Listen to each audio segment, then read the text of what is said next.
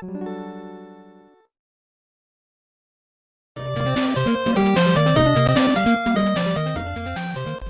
everyone, welcome to another video. Today we are gonna be talking about fun. In actuality, dealing with boss is kind of fun.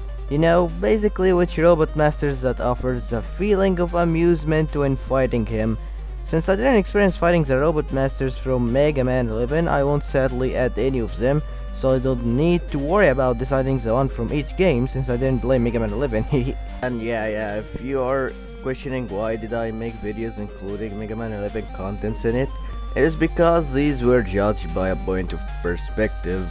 Just analyze whatever, if it is a boss or a weapon, like you know, when someone sees a boss that seems hard for him and he just says, yeah, this boss seems hard.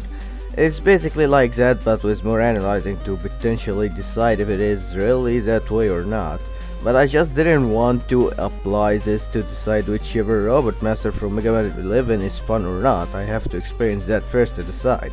Oh yeah, forgot to tell, this will be based on doing them buster only, not with weaknesses, because with weaknesses it would be dumb and probably won't be any fun and surely would make them pissing easy.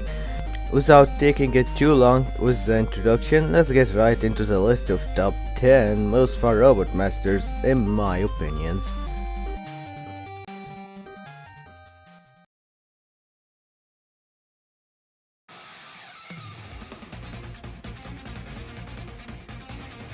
For number 10 we have Nitro Man, a simple boss that yet made it to the list. Nitro Man is probably like the best robot master to deal with in Mega Man 2, subjectively yeah, but like, the boss is just like a snowball fighter except that he can shoot more sometimes. And the fact that a conveyor belt is in his room to make it more interesting and probably more vivid is quite good to say the least. Some people say he is easy, some say he is easy, but yet still a good boss. And I find him easy, yeah, not only a good boss but also a fun one, because really, going for him many times whenever I play Mega Man 2 made him really into the list, because factually for me I find most of the Mega Man 2 robot masters to be quite the flaw, except for Nipple Man, so that gives him more points to make him to the list in my personal opinion.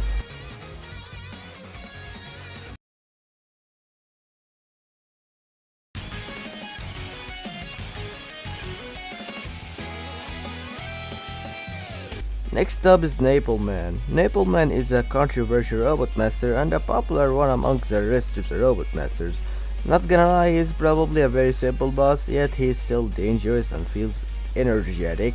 Like, oh hey, he's not only a boss that always throws bombs like Bomb Man, he's a bit more various. He throws two napalm nuts and he shoots few missiles at you from afar, and he is trickier to evade when he tries to land on you, and also spits two napalms, just only to give more into his fight.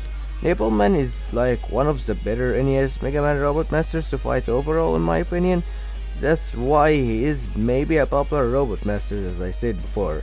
Not really much to say about him, so all I can say is that he's just fun to fight in my opinion.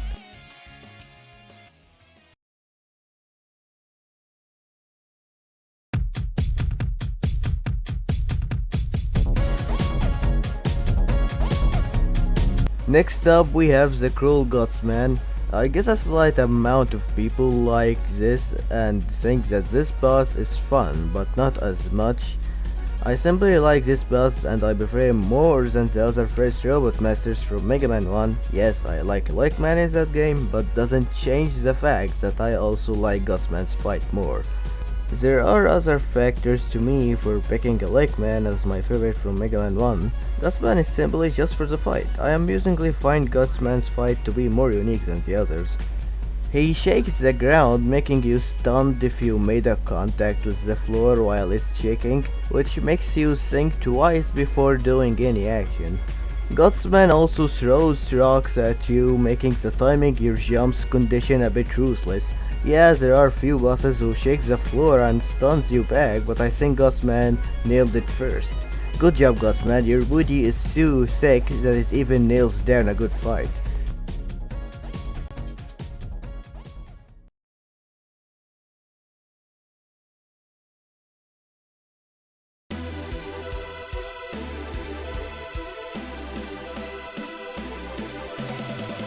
Now this is where the list kinda dives into the more biased entries, and the next one besides MegaMan is Pluto. He's not technically a robot master, but he can be deemed as one. Star droids are basically the same concept as normal robot masters, but rather giving a different name to differentiate between the normal robot masters since they came from space apparently. Anyways, for Pluto, this star droid is by far my most favorite to fight against, and in general my favorite star droid. One concept I like about his fight is that he's basically a better Blade Man.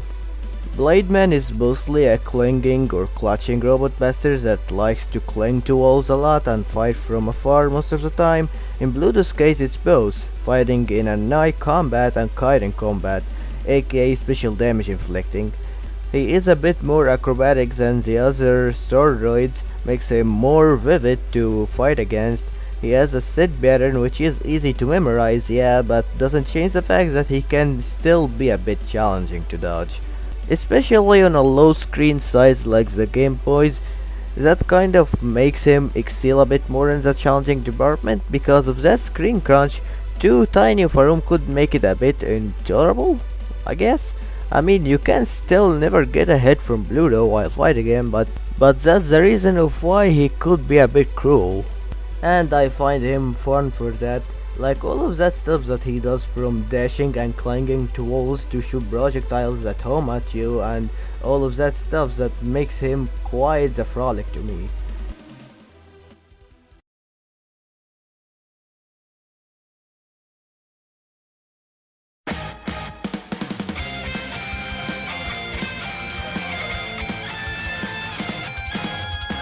Now the third biased entry on this list, and my third favorite robot master of all time for the time being, Turbo Man. He is not my favorite one to battle in Mega Man 7 overall, because there is still another one I gotta cover soon in the list, but Turbo Man is still one of the fun bosses in Mega Man 7. He is more like Top Man combined with Wind Man when it comes to his sucking move, but I say he is superior than both of them. He hits hard and he is quite more challenging than these two. He requires good movement and predictions to dodge his scorch wheel. His scorch wheel hits painfully hard, like literally you get a constant burn if you touch the scorch wheel, deemed as a punishment for touching it. His scorch wheel splits into 4 pits, and if you touch the wheel you'll be stunned for a bit that even after the stun is finished you'll get more hits because of these 4 or 5 bits on the ground, so primarily have a good movement or it's a payback time. The prediction condition comes to his crash drive form, as in, you should be more aware and predict when he's gonna start ramming and listen closely to his sound effects because his charging timer is randomized.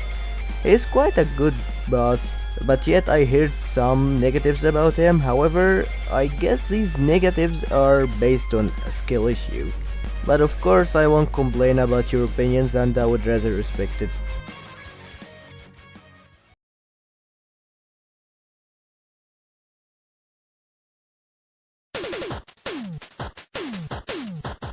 Next up we have an unbiased entry now from Mega Man 9, and it's Concrete Man.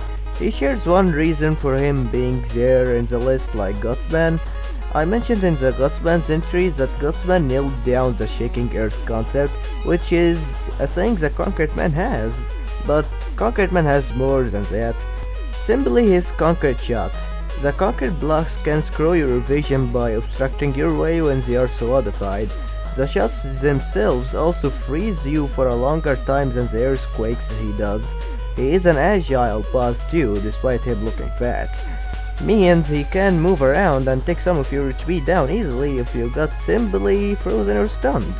Overall, Concrete Man is one hell of a fun boss.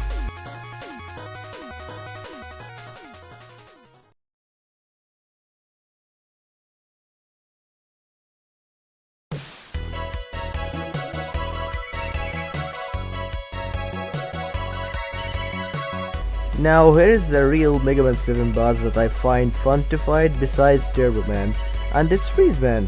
Let's be real, probably a lot of people starts Mega Man 7 with Freeze Man as their first boss. If you do or don't know how the boss works, I guess there will be a high chance that you will like fighting this boss again, the boss fight with only your buster.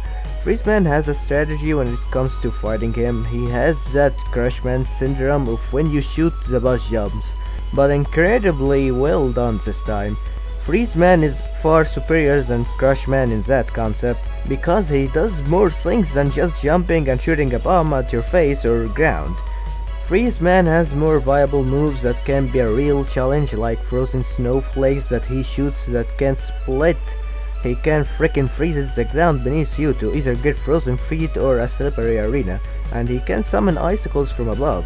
He has so many good moves into him that make him a good challenge, and can be way fun to try and vanquish him buster only with that syndrome that I talked about that was inherited from Crash Man. Probably a boss I would put in here.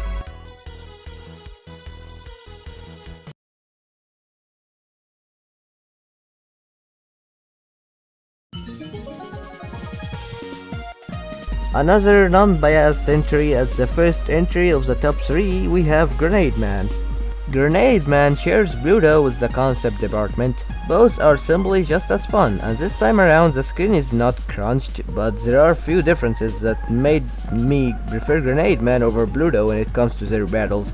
Grenade Man simply feels like that he moves a lot more than Pluto, which adds to the movement department by a fair amount.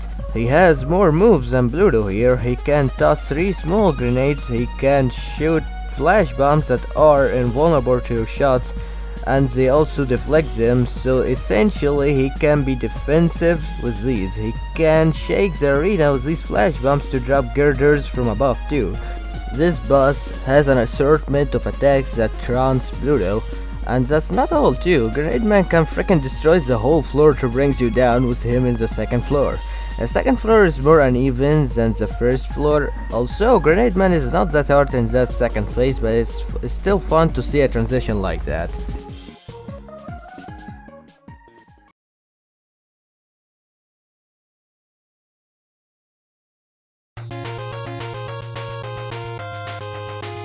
Now the next 2 are biased entries, so let's roll it with the top 2, which is Nitro Man. Before actually playing MegaMan 10, I thought that Nitro Man is pretty cool and his fight is quite incredible, and my thoughts were on a right point. Nitro Man is one hell of a cool boss that I adore more than any boss from MegaMan 10. His fight is vividly enjoyable. His fight heavily relies on concentration and predictions. He is a boss that can be hard to hit since his wheels will always deflect your shots. He usually tosses them in 2 waves. The first wave is by tossing a wheel in a low arc, and the second wave is by tossing a wheel in a high arc. As when these wheels make a headway to the ground, they start rolling around to climb walls and starts dropping on your head. Nitro Man also has a bike form that he can use to ram you down, then he could climb up himself the walls, so he could throw 2 wheels on both sides to add more into the dodging department. He is full of movements and requires a lot of focusing and movement, so altogether, such a cool boss with a lot of good positives about him.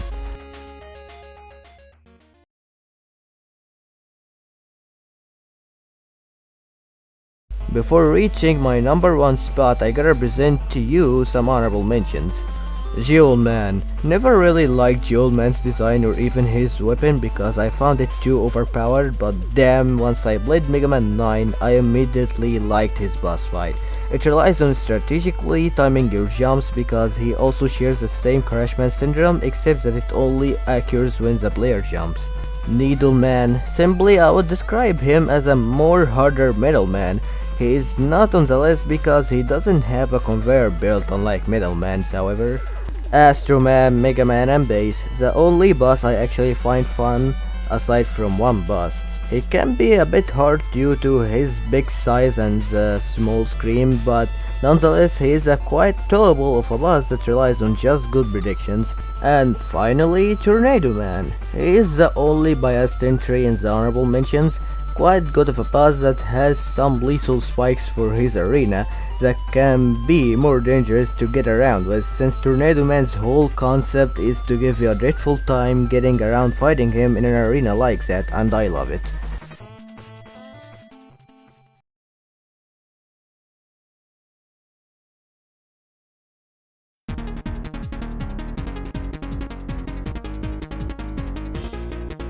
Now for the final entry on this list, we have Tango Man. One of the best bosses I have ever fought. He impresses me in many ways, and in actuality I gotta count his MegaMan based counterpart as well. Both fights are great and both fairly make the points for him to be the number one. In his MegaMan 8 fight, he has few ways to deal some good damage on you, whether if it is diving at you, using the Yamarachi, or generally using that tornado hold combos that he does. He is not a type of boss that you may sleep on fighting against, that's for sure. You need to dodge and predict his movement to maintain fighting him well. He is also hard to hit, he is a flyer after all. In his MegaMan base fight, he loses that tornado hold combo, but he still does have that tornado hold in his arsenal.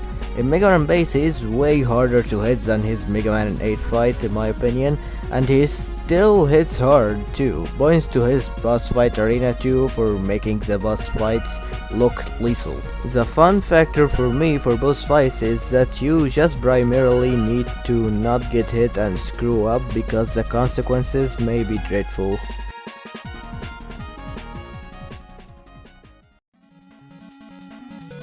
That's it for today's boys. Hope you found the list to be decent at least. For sure that's all opinions, but does it mean you can't like them?